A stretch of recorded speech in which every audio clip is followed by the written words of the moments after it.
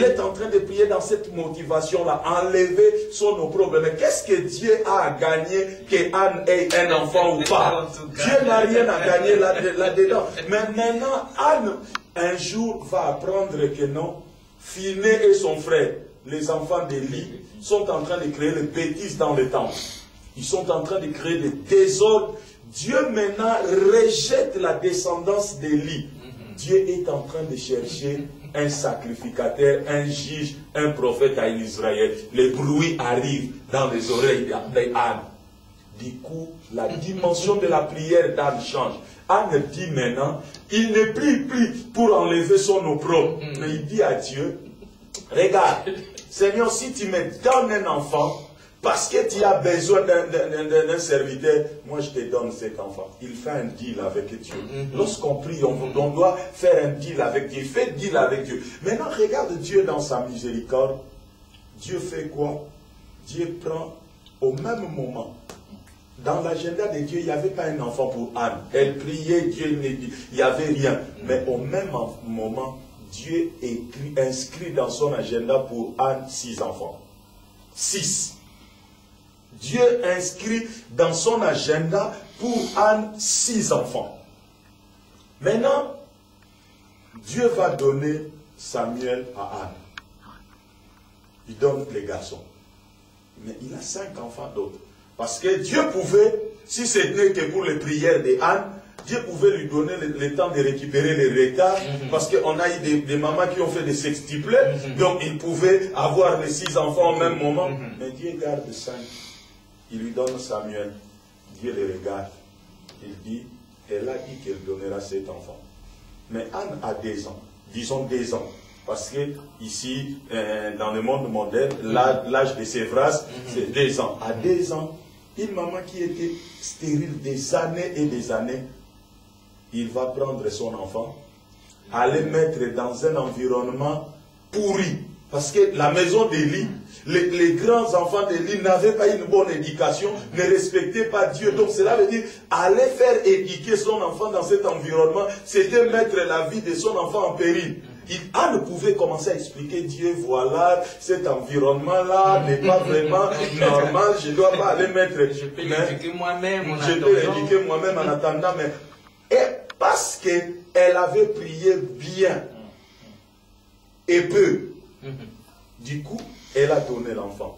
Mais vous regarderez dans la suite des temps, la Bible est en train de dire, il y a un verset dans la Bible où Dieu dit à Elkana, Dieu bénit Elkana, il dit, je te donnerai encore d'autres fils et filles en échange de ce qu'Anne a donné à Dieu. Donc le problème aujourd'hui, lorsque nous prions, la prière, j'ai dit toujours, lorsque vous lisez dans notre dépliant, à un moment donné, dans nos valeurs, nous parlons de l'adoration, la prière et l'étude de la Bible. On dit, ces 3 éléments sont les facteurs clés de notre style de vie. L'adoration exalte, intronise Dieu au milieu de nous, façonne l'environnement spirituel et les caractéristiques de ce que nous sommes. La prière est notre manière de nous abandonner à la volonté de Dieu et de coopérer avec celle-ci. Par la prière, nous n'attirons pas Dieu à souscrire à notre volonté, mais nous ajustons plutôt la nôtre à celle du Seigneur. Donc cela veut dire, la prière qu'on nous vend aujourd'hui, à très cher même, parce qu'aujourd'hui, qu'est-ce que nous avons? Ce que nous avons aujourd'hui dans l'église, c'est comme au temps de la Samarie, quand Israël était dans 2 Samuel, je crois, verset 2 Rois chapitre 6, on nous dit, Israël était assiégé par la Syrie. La Samarie, parce qu'en ces temps-là, les royaumes étaient divisés en 2. Il y avait le royaume du Nord, qui avait pour capitale la Samarie, qu'on appelait Israël, et puis il y avait les Juda, qui avait pour capitale Jérusalem, qu'on appelait Juda. Donc, maintenant, Israël était assiégé par la Syrie. Et la Syrie avait un roi qui commandait, qu'on appelait Ben-Hadad.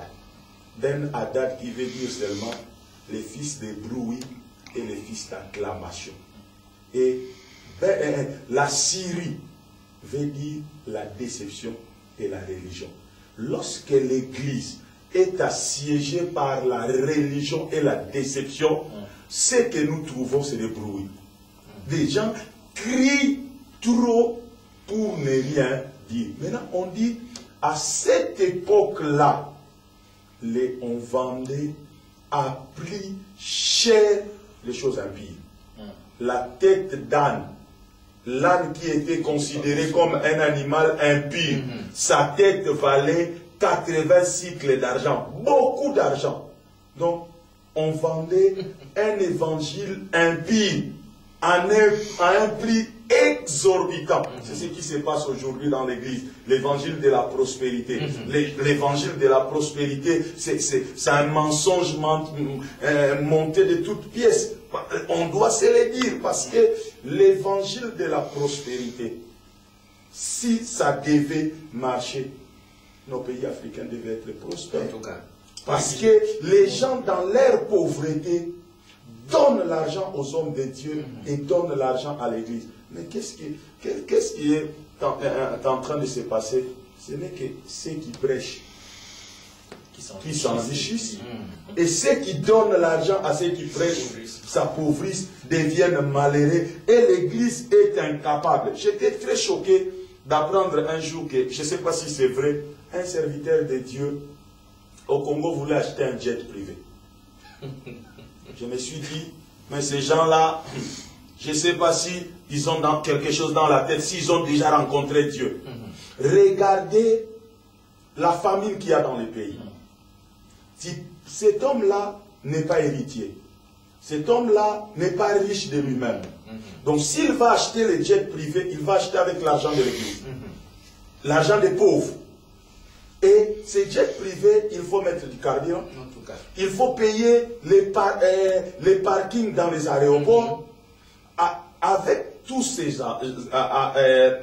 argent-là, ils peuvent monter des sociétés et engager les membres de l'église, leur donner du travail.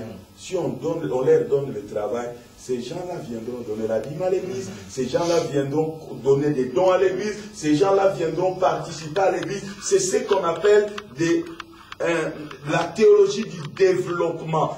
Créer des choses, des microcrédits.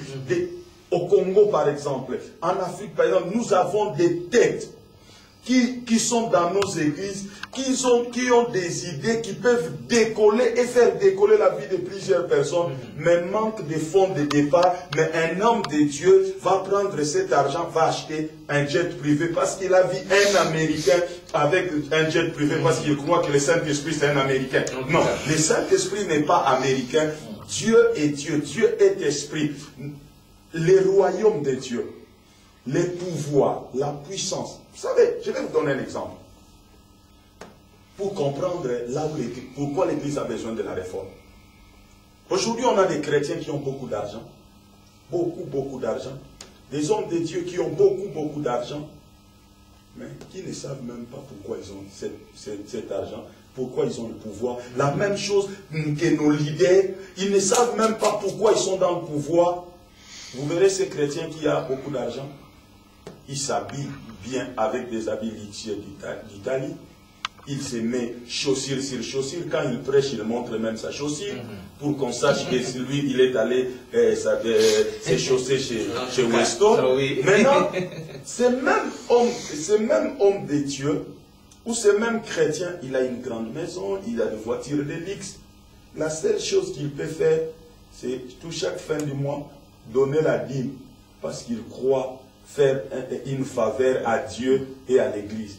Mais de l'autre côté, on a un musulman qui vit dans un pays de Golfe, où il y a du pétrole, qui a beaucoup d'argent, qui vit sous une tente, qui mange sur une natte, mais son argent, il donne pour faire accélérer la philosophie d'Allah, créer beaucoup de mosquées, faire encore beaucoup de Corans pour donner aux gens, faire des œuvres caritatives pour que les gens qu'on aide